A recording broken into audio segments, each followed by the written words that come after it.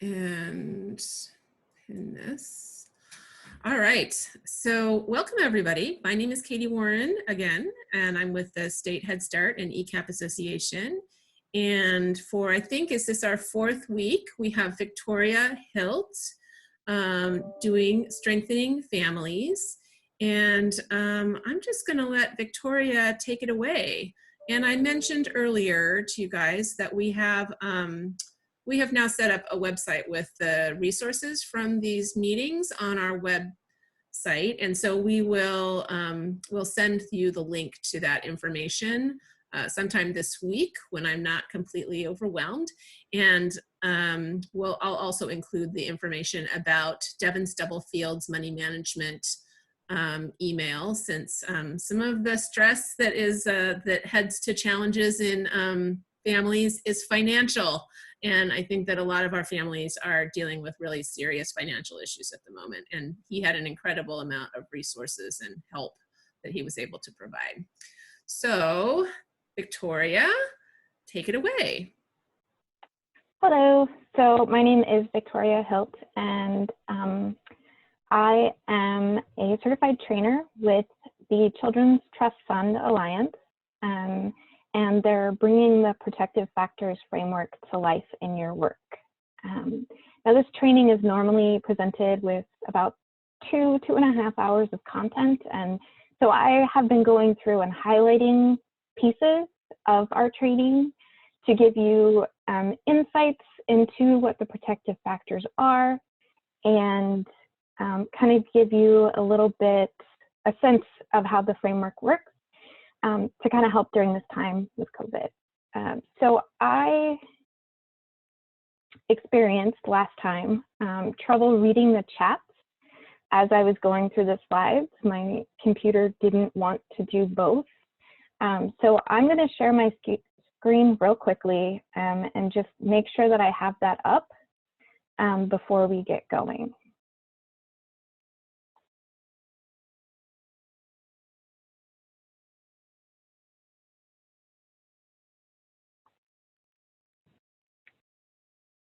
Okay, so now you should see the PowerPoint, is that correct? Okay, I see nodding. Okay, so that's good. And let me just set this up so I see faces too. And the chat. So we're actually seeing a really weird version of your screen. We're seeing the PowerPoint really tiny in the middle, like in a column. Do other people see it that way? Okay, so let me play with this for a minute.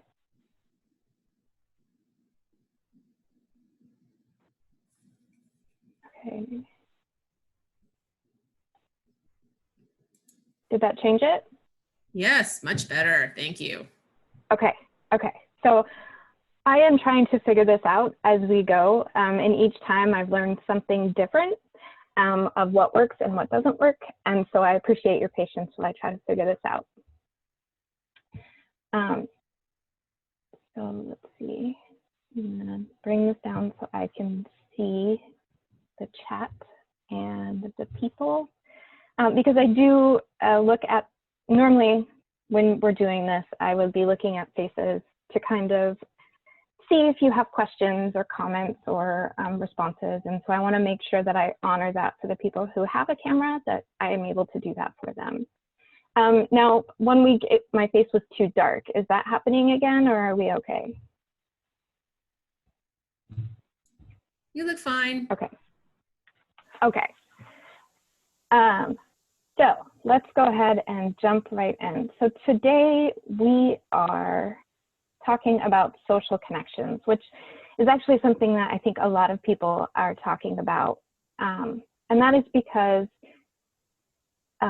we need to keep those social connections alive right now when we're all kind of restricted to our homes and connecting virtually. Up on your screen is something that I show to help you remember the protective factors. And I'm going to walk you through it as I normally do each week. So Each week we talk about how the 5 protective factors can be remembered by holding up your hand. So we use our thumb to remember social and emotional competence of children, because the thumbs up is one of the first ways we learn to communicate our emotions. So thumbs up, you're doing a great job. Your index finger represents knowledge of parenting and child development, because you are your child's #1 first teacher. Your middle finger can help you remember social connections, which is the one that we're talking about today, because it should never stand alone. We all need a positive social network. Your ring finger stands for parental resilience, because your first commitment must be to yourself in order to be strong for others. And your pinky finger represents concrete support in times of need, because it is the smallest, and it is a reminder that we all need help sometimes. So this will actually be presented, or the PowerPoint will be on, and the recording will be on LASA's website. But if you'd like to download a copy of the poster that was originally created by a parent-led group, you can visit whatmakesyourfamilystrong.com, which is on the screen right now. And they have the posters available in both English and Spanish. So those are the 5 protective factors. And again, today we're talking about social connections. So let me go ahead and move us along. I want to leave that there for you guys so you can write down any of the website information or anything else that you might need for it. Again, it will be on the recording and the website as well. Okay, so many parents today have very busy lives, and they're doing the best that they can to raise their kids. And they will be doing this, but they may not prioritize their social life. Can I get a hands up for anybody who kind of feels that way sometimes? Yeah, me too. It's something that parents often overlook. Yes, I'm getting thumbs up. Yes, yes, I agree. Often it takes somebody else reaching out to us to make us recognize that maybe we too need a social connection. Has anybody else experienced that, where somebody reached out to you and you went, oh, I needed that too, thank you so much? Yep. Okay, good. Then we got people who can resonate with what I'm saying today. These social connections can help enrich a parent's life as well as their children's lives and help strengthen families. This protective factor focuses on positive social connections, which help families stay strong, get through hard times, and even just enjoy everyday things that you do. Social connections are essential to building strong families. So today what we're actually going to talk about in a little bit more detail is kind of defining what a social connection is, identifying the antidote to social isolation, understanding the importance of communication, which I think is very important right now, recognizing how social connections fit into a framework of how you approach your interactions with other individuals, and then looking at everyday actions that can build positive social connections. One of the things that we discuss when I'm doing the longer training is the goals of what we want to accomplish, kind of what we're looking to do. And those goals are reflected on the slide that you see. And it's the understanding of the value that parents and families connect to others in a variety of ways, and reducing their isolation is a key piece of creating that relationship to their community and their own sense of self. Discussing ways that you can kind of encourage parents to make those connections, and then creating concrete steps or plans or strategies to help parents in making new friendships and finding new sources of support. whether that be in the workplace or the community. If you're watching and you're a parent, if you're watching and you work at a facility that works with families, in any position in a community, you're going to come across parents and families, whether it be at the park or a grocery store, and maybe right now you're 6 feet away, but you're still going to see people. You're still going to have some sort of impact on them, or you can. And that's something that we have to look at when we're looking at the ways that we can impact families. So what does it mean to have social connections? Why do we consider social connections to be a protective factor? And why is it important? Well, as one parent said, social connections provide us with the opportunity to not be alone and realize that there are other people and sometimes they have the same problems. And I think right now, specifically, I think you can run into any number of people and you would find that they are experiencing similar difficulties, barriers, challenges. And I think that it's important that we recognize that we're not alone, even while we're doing social distancing and stay home to stay healthy.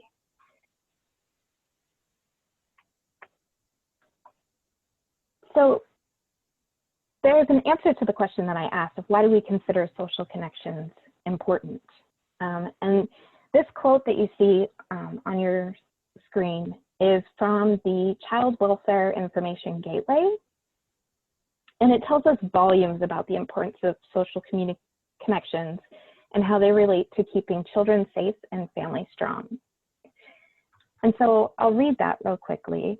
And it says, parents with a social network of emotionally supportive friends, family, and neighbors often find that it is easier to care for their children and themselves. Most parents need people they can call on once in a while when they need a sympathetic listener, advice, or concrete support. Research has shown that parents who are isolated with few social connections are at higher risk for child abuse and neglect.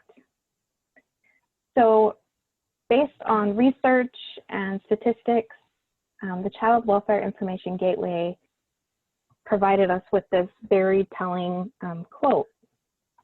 So if we look at it and we think about child welfare and building strong families and being supportive, I want us to kind of think about this in a different frame or a different lens. And we need to first identify what are some positive social connections, because part of the key here is that it's not just social connections, it's positive social connections. So ones that the family is actually gaining from or benefiting from. And that can be through being friends and just that general camaraderie. I don't know why that's a hard word to say right now, but it is. Or because they're actually doing a give and take, which is a positive relationship of some sort. So what do positive social connections look like? Well, they can be family or friends who provide free childcare. They can be parents with children about the same age, and then you get together and talk about activities with a friend who gives you, that you go take the night off with. And I recognize that right now it's hard to do pretty much all of these things, but bear with me because I have some things to share with you. It could also be parenting friends with who you can just kind of share the ups and downs with parenting, like, oh yeah, I totally know what you mean. That was really hard for me when she went through that stage, when she was chewing on my finger all the time. When they're babies or, you know, when they're toddlers, it's nice to have that person who understands you. It could be someone who can pick up your child from school or an activity if there's an emergency that pulls you away. It could be neighbors who pass along hand-me-down clothes simply because they know you have a child of that age, or they see you and they recognize that your child would fit with those clothes. It can be someone that you take a walk with just to stay healthy. Maybe that's all you ever do with them. Maybe you only see them at the gym, but they're always encouraging. They're always there to say, you know, way to go, way to keep it up. I'm so glad I got to see you. Again, I recognize that right now that might not be an option, But in thinking of positive social connections, we want to look at the entire scheme of things. Now, one thing that prior to COVID that was kind of not really touched on in this training was virtual friends. So those that you have through Facebook or Instagram, blogs, or some other sort of social media where you can share stories, or maybe you get parenting tips.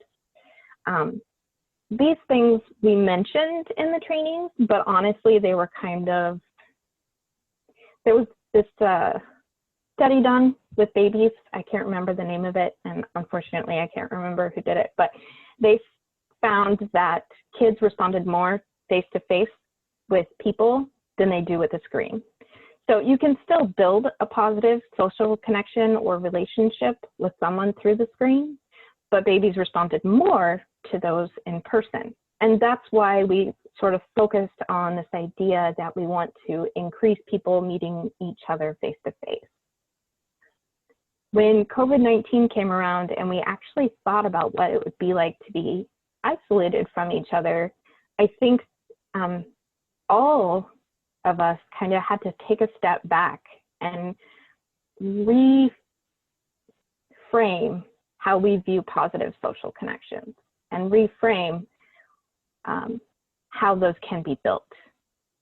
I don't know if anybody else has experienced this, but I have found that because of this forced isolation where we're staying at home, I'm actually in contact more with people that I used to be in contact with when I wasn't so invested in social media. And then I've also become stronger in relationships with those through social media. So both. And that's because I want to make sure that my people are okay. And I want to reach out to them in a more personable way because I need that social connection as well. And 9 times out of 10, I have found that they also need that social connection and that they're grateful that I reached out first because they didn't realize that they needed it. So I told you that we're going to look at this just slightly different. When there is a issue in our society around a very serious health issue, for example, before seatbelts, there's this huge initiative behind all these signs that tell you to wear your seatbelt. You know, there's click it or ticket. There's this big emphasis placed on being safe and being responsible when you're on the road. And if we looked at child safety and well-being and family strengths, and we thought about social isolation as a health issue, how would that change the approach that you take with the people you work with? How would that change your interactions with other families? And I ask you this because from a health perspective, social connections are the antidote to isolation. And social isolation is usually defined as a lack of social networks or a limited amount of communication with others. And that can be over a short period of time or a long period of time. Either way, that's social isolation. It can also mean the absence of close ties. So maybe somebody is very actively involved, but they don't have that key core group of people that they can rely on. That also is social isolation. And when people feel isolated, and I'm saying people, because that could be parents and it could be individuals who don't have children, people, they tend to feel like if they're closed in and they don't have support. Can anybody resonate with that? Just a show of quick hands from the people I can see. Okay, I'm seeing nodding of heads, hands. Okay, thank you. So when we feel disconnected with our family and our friends, the level of parental stress can be somewhat overwhelming in many different emotions. And it can affect how parents are parenting effectively and may potentially lead to other outcomes that we don't want. Social connections lessen that factor and subsequently lessen the likelihood of any child mistreatment or frustrations with the parents. I know that right now I'm struggling as a parent. I'm going to be a little vulnerable with you guys because right now I'm mom and I'm teacher. And I'm listened to and respected when I'm mom, but when I'm asking her to do morning work, it's really, really difficult because she doesn't want to listen. That's not my role. I'm doing it wrong. I'm not presenting the information correctly. We are isolated, not completely, but we are at home to stay healthy, and I am struggling. I'm struggling to be mom and teacher. I can do it with other people's kids, but my own, it's different. And I think that that happens a lot when people are simply isolated and they're not having this added stress of being a teacher. And I think that that's something that we have to highlight, and we just kind of have to give it that space. And I'm seeing in the comments that it's really hard to see children who are bullied or isolated for whatever reason. It's hard to watch from a parent perspective, and it's hard to watch from a perspective of you see that child and you see all the potential that they have because you see more than just this moment and the children see right now. Also that many other parents are struggling being teachers. I'm so grateful. Thank you for telling me that because it's really hard, and I'm just being real with you guys.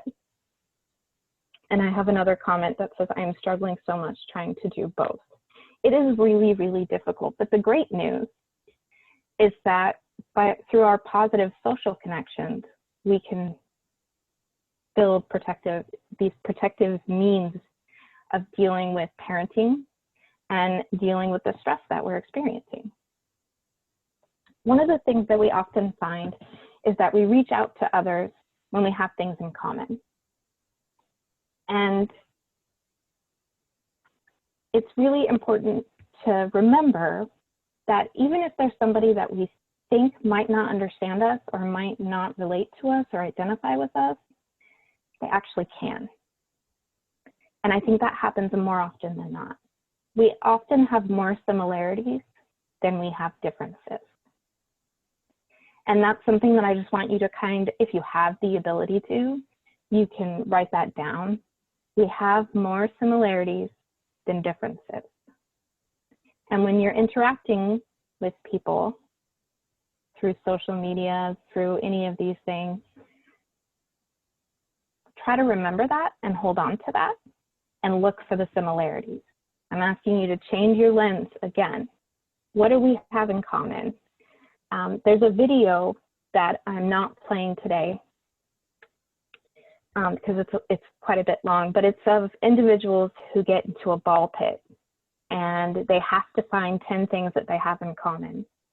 And those 10 things take them a while, but they get there and they realize that they have so much more in common than they ever knew. And obviously, you know, it's a really fun video, but it's true. We often have more similarities than differences. So I have a sort of exercise that I want to lead you through where I'm going to ask you to imagine something. So let's think about a professional position with a salary that depends on communication. It's key, okay? A newspaper journalist. Now, the journalist works under constant pressure to determine which stories are read and which ones they pay attention to. Their readers have to be hooked.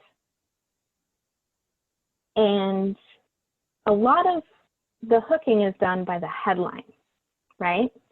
So they hook you with a headline that calls attention to the content. And a journalist might feel like their story is so great, but it's a burden to write this headline to catch their attention, because isn't the content of their article more important? However, if you're like a reader, you'll realize that most people scan headlines and photographs for something that they relate to or that they understand. And they make their decisions about what to read based off of those headings. So when we're talking in our life, our ability to communicate is important. So recognizing that the words that we use can have an impact, I think, is always relevant to discuss. And the way that we present others to each other is also important. And so when we're working with parents, it can be difficult. And Lisa wanted to say hello, so she said hello.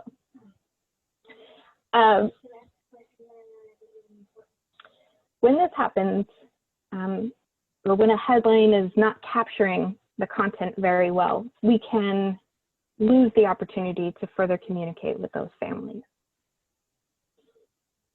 Now, a good headline has to be accurate in both fact and what it implies. It must be easily understood. It must attract attention. And it must set the tone for what you're going to communicate.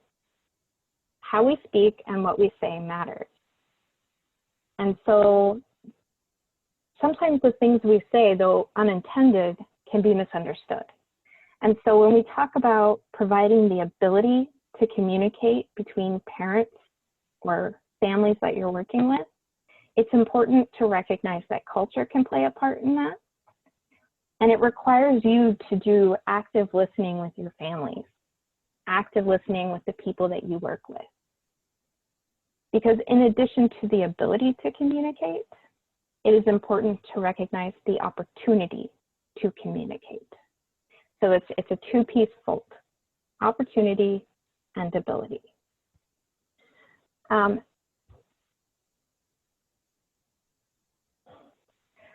going to talk about something real quickly here that I think is really important, and that is that April, and I said this in the last couple ones, so if you guys were on the last ones, I'm sorry, you're going to hear it again, but it's because it's really, really important.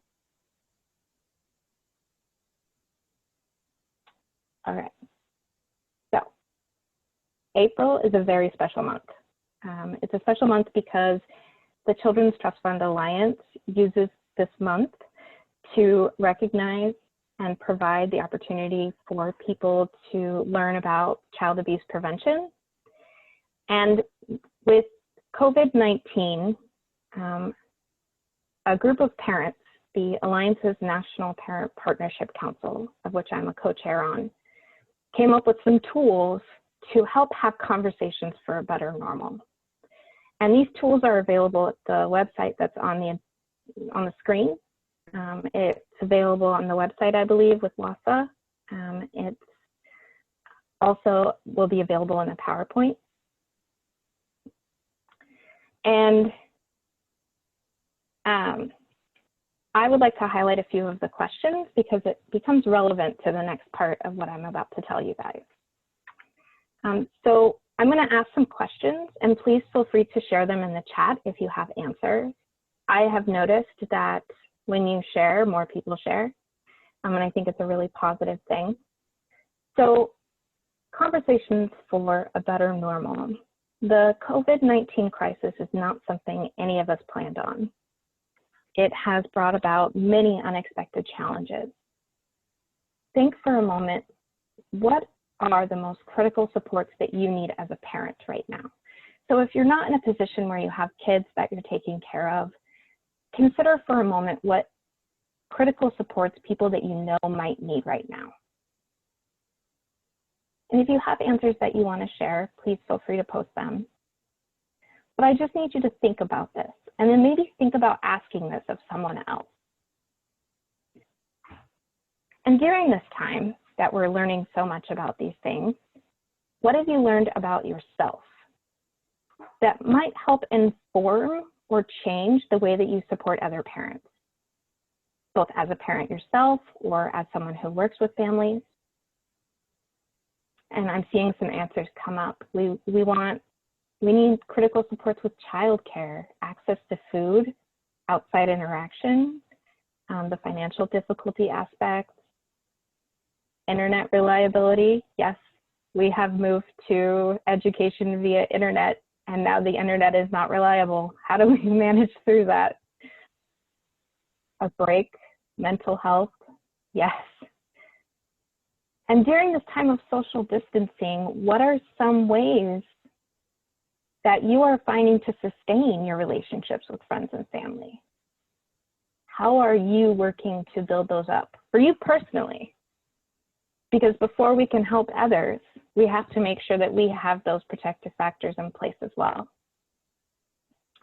I am reading Reaching Out, Self-Care, Phone Calls, Daily Intention Setting. I love that one personally because I fully believe in intentional thinking and intentional planning. It's a very difficult practice to get into, and I'm not always successful. I'm just being honest. Opportunities to interact with our students, support at home with children when you're working at home and in a Zoom meeting. I get that. I definitely get that. In what ways have you become a support system to someone in your life during this time of social distancing? In what ways have you become a support system? And I believe that we all probably have had that opportunity and not even realized that that's what we were becoming.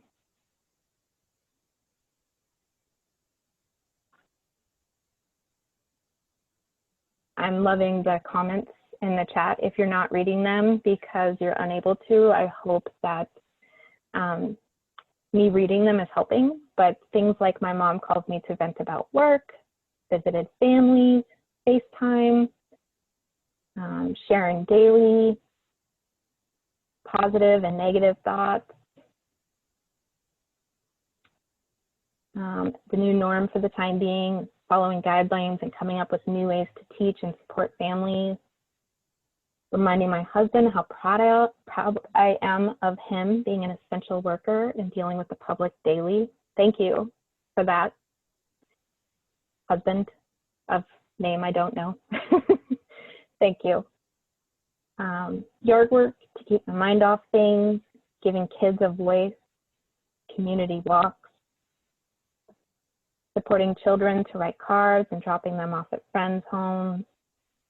So all of these are wonderful ways that you can become a support system, and other parents can be a support system for the people they know as well. A more global perspective, not global, I mean, I guess it's global, community leads to global. So, but a more community guided question, how is your community rising to the occasion in the COVID-19 age? And how is this being done to build those positive connections? What have they done to make sure that there's an opportunity to connect and learn from one another? And how is this working for those who cannot connect virtually? So how are we reaching out to the individuals in our community that don't have this opportunity? And how are we including them? And I don't necessarily expect you to have the answers then and there, but I do think it's an important thing to consider, because if you have become a support system to others, then you can reach out and help create a support system for your community. And anybody can do that. And that's the advocate in me speaking. That's like, oh, we just got to take this out there, get people on the talking and get action and get things moving. But it's also true. Because we all can do that. So I talked about the ability to communicate and the opportunity to communicate. And this slide, I think, is funny to me, because when it was presented to me, it was at a time where we were kind of saying, let's have person-to-person interactions more than anything else, right? And so the question was, what do you miss, if you miss anything, about human connections? I changed it. What do you miss about human interactions? What do you miss about human connections? Hugs. Anybody else? Hugs. Yes, I'm with you on that. That's, yes. I think if we could do a poll right now, it would just be like off the charts hugs. Do you miss hugs? Yes. The energy of other people, that personal connection, being around family, coffee dates. Yes, I miss my coffee dates. I miss my baristas too. People in general, seeing the smiles on the kids. I miss volunteering in my daughter's classroom. That was a lot of fun. Going out to dinner. So I'm gonna pull us back again and just kind of get you thinking about this opportunity to communicate. Does your program or neighborhood have any opportunities to virtually connect? I know my daughter went through Head Start, and I was a parent ambassador. And so I worked really closely with my program for a long time. I still know them very well. I visit them often just to say hello. And they have a Facebook group for their policy council. And I have been blessed to see it grow and become something else over the years, even though I'm no longer connected to the program. And I think that if we can find ways to connect families through things like that, go where the families are and help them from there, I think we need to really work on that. And I need to ask you, how has your perspective changed around virtual or digital relationships since COVID? Do they have their place? Are they helpful? Ooh, somebody's trying a policy council meeting on Wednesday virtually. That's exciting. Oh, I miss those. Oh, my library runs a book club and online trivia. That sounds like fun. Now imagine if we could get parents on there.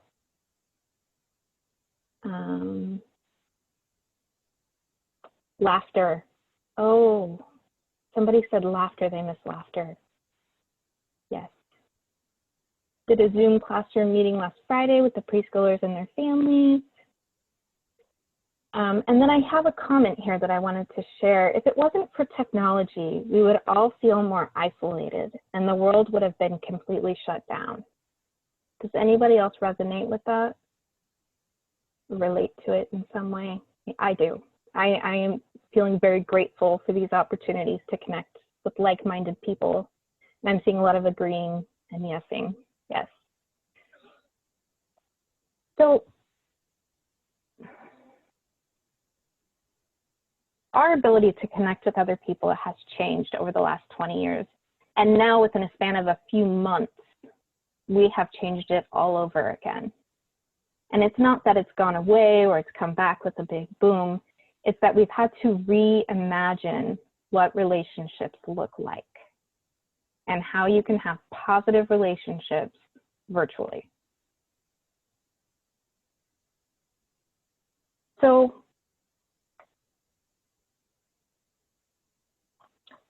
for a long time, I think that it was difficult to see how much people depended upon their phones and their technology. And we wanted that one-on-one connection. And I think that we still do. But now I think that we see that there's a time and a place for it. I would like to share with you a story by a wonderful woman named Brooke. She was actually the chairperson of the council I'm on when I joined. And I want to share her story. I'm going to read it to you.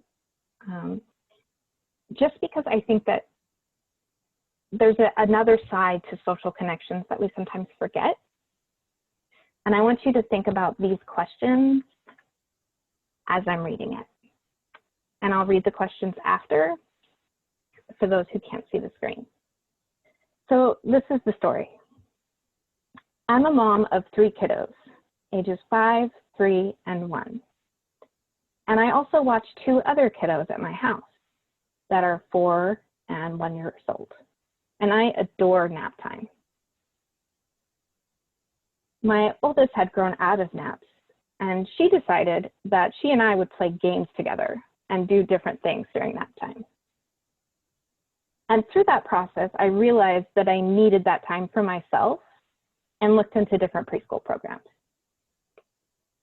that would give her that social connection that I wanted for her, and then give Brooke a break. So I signed her up for preschool class from 12:45 until 3:30, which I thought was perfect. That would allow me time by myself and would also allow my kids to sleep.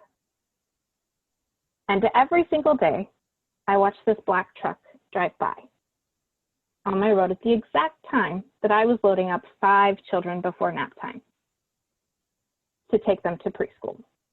And I realized that this was my neighbor who lived down the street from me, who had 3 children herself, who has walked by my house many, many times. And I hadn't wanted to make that connection with her because I wasn't sure. If I did make the connection, would her kids come over? Would they be nice? Would they come over uninvited?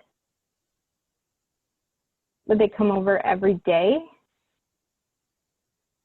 Would this become a problem in my home? And I just sort of waved it off every single time she went by.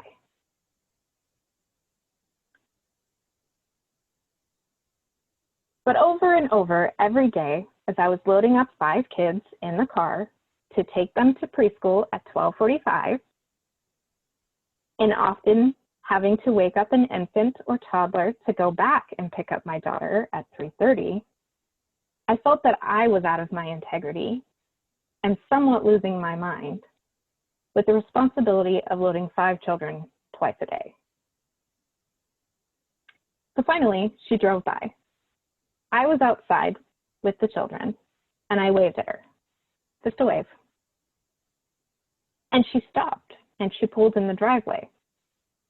And through the conversation, I said, "Oh, I see you drive by every single day." And she said, "Oh yeah, I'm dropping off my kids at New Horizons Preschool." And I thought, ooh, instantly, I just wanted to like hold her and cry. And we ended up working out a deal that I would watch her kiddo, because she doesn't get a break either, 1 day a week. And she drives my daughter back and forth to preschool. The children get to nap. I get the 2-hour rest and break that I'm looking for. And the relationship has continued to the point where her and I are both going to be sharing the transportation for kindergarten next year. I decided to put my son in the same preschool class as her son. And not only that, we have decided that her and I would go out and let our husbands watch the kids and build this relationship even deeper. I just really appreciate trusting and dropping some of that fear. And it turned out to be a win-win situation. Sometimes we do things out of the outside of our comfort zone. And it's scary. But they end up being very beneficial. In this case, for Brooke, she found a new close friend as well as a potential carpooling mom. And I think the reason why I bring this story up and I use some of our time to share it is because there is a little bit of fear in connecting with other people. There is a little bit of fear in being vulnerable with other people, with sharing what you need or what you don't need in a friendship or a relationship. It's scary to think that somebody who lives next door might get the impression that they can just let their kids come over. How do you know that that's not going to happen? But it's also a wonderful opportunity to build the social connections that Brooke was looking for her kids and for herself. And she didn't even realize she needed it. So the questions that go along with her story. Oh, and I'm getting comments right now. yes. So you can resonate with how Brooke was feeling. And the questions are, what strengths do you see this mother display despite her challenges? And if you want to answer those in the chat box, I would love to read them. Brooke describes her concerns about making this new friendship. What finally makes her bypass her fears and take a chance on this new friend? And then the last question is, where did Brooke's new friendship lead? How has it lessened the stress she was feeling before she talked with her neighbor? So in this case, we need the skills to know how to put up barriers if needed. We'd be less afraid to get to know people, a new support network. So one of the most important things about working with families and parents is remembering that when we ask them to expand their social network and we ask them to be vulnerable, we help them build boundaries so that they can have those healthy, positive social connections. And that's a part of positive social connections, is having those boundaries. And yes, taking care of 5 kids is certainly a strength. And what you actually don't know is that she's actually had more kids since then, since that story. So she doesn't take care of as many people as other kids, but she definitely has her hands full. So when we're talking about social connections, I mentioned what that looks like earlier, but this is a nice image to help just kind of show how social connections can look and how they can support a family. When there are more people around a family, it's harder for them to fall. I'm gonna just say that one more time, just because I think if we imagine it in our minds, it's pretty impactful. When there are more people around a family, it is harder for them to fall. And I love that because I think it describes exactly what we're talking about. I have another visualization for you, and then a practice that you can do with your families. And it's about who would you call? So in an emergency, who would you call? And when you're thinking about that, now I need you to think about, if that first person was unavailable, who would you call as your second person? And if the first 2 people were unavailable, who would be your third option? Now, all of those individuals are unavailable. Who's the 4th person you would reach out to? So I have 2 stories to share with you about this, but I also want to be cognizant of our time. The first is that when I did this practice the first time, I actually cried a lot because I realized that I had people, but I didn't have people, right? I didn't have those people I could call in the middle of the night and say, this is happening, can you help me? But it inspired me to build those relationships. I wouldn't expect you to try to do this practice with individuals that are not quite comfortable being vulnerable yet, because it can be very triggering to practice this, where you're talking about their support system, and some people may realize that they don't have one, or they may be going through something and realizing that it doesn't, their life doesn't fit. And then I want to share another story, because sometimes the emergency is not something that's tangible, and those people don't have to be close by. A dear friend of mine lives in New York, and she was going to a training. She was the trainer, and she had to leave the night before, and there was flooding in New York, but she felt confident that her path was clear and she could get to her hotel on time. Turned out that no, she couldn't. I ended up getting a phone call. So we're in Washington and she's in New York. And she calls me and she says, I'm completely surrounded by water. They have us stopped at the top of a mountain and I can't go anywhere. Now, she didn't want to call anybody in New York. One, because it was late there. It was only 6 o'clock here, but that's 9 there, and most people are dealing with their kids and not available. She also didn't want anybody to worry that was nearby, because then they might come try to save her. And she knew that that would just endanger them. So she called me, and we talked. And I said, what do you need? And she said, I don't even know. And I said, I don't know either. So I talked to her about what I was cooking for dinner. I started asking her about her favorite desserts. I asked her if she knew if the hotel had food service, because then she could order that favorite dessert. We talked for 2.5 hours, and I just talked to her. And it slowly got to the point where she could get through. And she got through. And I said, where are you? She said, I just passed this exit. And I said, oh. And I pulled up a map on my computer. And I said, you only have 45 miles left to go. And every time that she would start to sound like she was getting a little bit more stressed, I would ask her where she was. And I would encourage her to keep going. She was almost there. It had been a stressful drive so that she could get there. And I love this. I love remembering this story of our friendship, because I could tell that she was very emotional, and she was supposed to be getting close to the hotel. And I thought to myself, like, why is she getting emotional right now? Like, she's there, she made it. And she said, you are not going to believe this. There are lights all the way up the driveway, all the way up to my hotel. Because what I had told her is that the hotel would just show up and there would be sunshine. And then I was like, oh, but it's the middle of the night, so no, there won't be sunshine.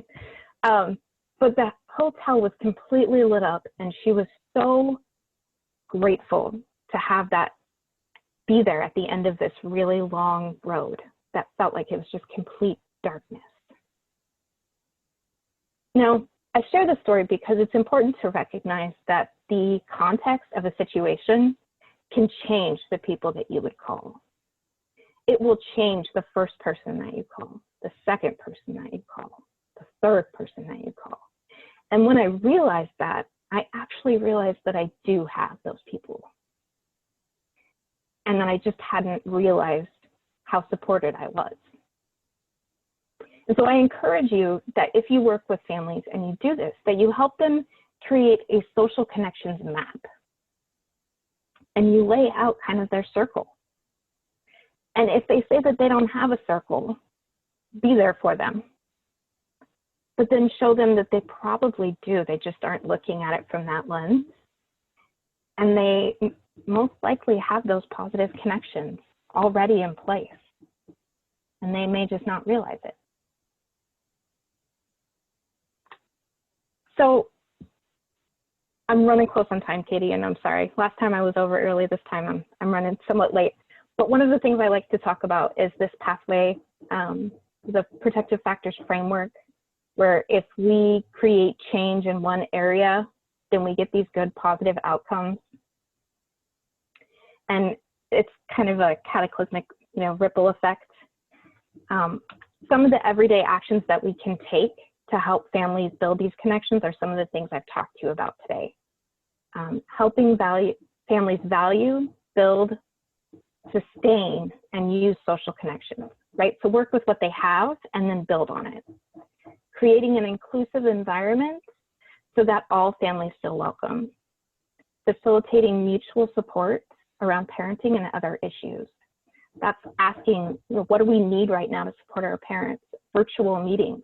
If you're doing a virtual policy council, do virtual meetings just because. Promote engagement in the community and participation in community activities. That's a big one, because once a family is supported and protected with their social connections, I think that they make a huge difference in their community because they want to give back. They want to share what their successes have been. And that leads to those strong connections, the strong positive social connections. I encourage you to think of some ways that you can do these 4 things. I'll leave it on the screen for just a minute so you can look at them. So that's helping families value, build, sustain, and use social connections, create an inclusive environment, facilitate mutual support around parenting and other issues, and promote engagement in the community and participation in community activities. And I have to say, I just want to highlight that WASA has done an amazing job during this time. They are doing a lot of these things with their webinars, and they fit the protective factors so well. And I didn't mention, because I mentioned on the other ones and I forgot to this time, but protective factors are worked into Head Start and ECAP already. It's just thinking about it in a different way so that we do it every day on instinct. That intentional living, that intentional purpose of these everyday actions that we build into our life.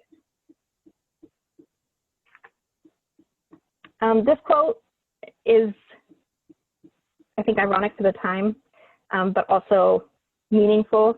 So all alone, whether you like it or not, alone is something you'll be quite a lot. It's from the Lorax. But I just want us to think about the fact that regardless of how alone we are, so is everybody else. So we're actually not alone. So, I mean, it's all in how you're looking at it.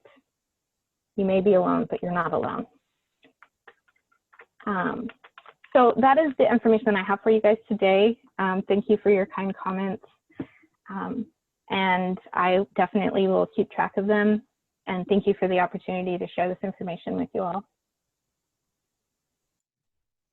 Thank you, Victoria. That was great. Thank you all for attending. I will try to get an email out to you guys following up, or you might get it from Scarlett in my office. And yeah, I look forward to seeing you next week. Victoria, what topic are we going to cover next week?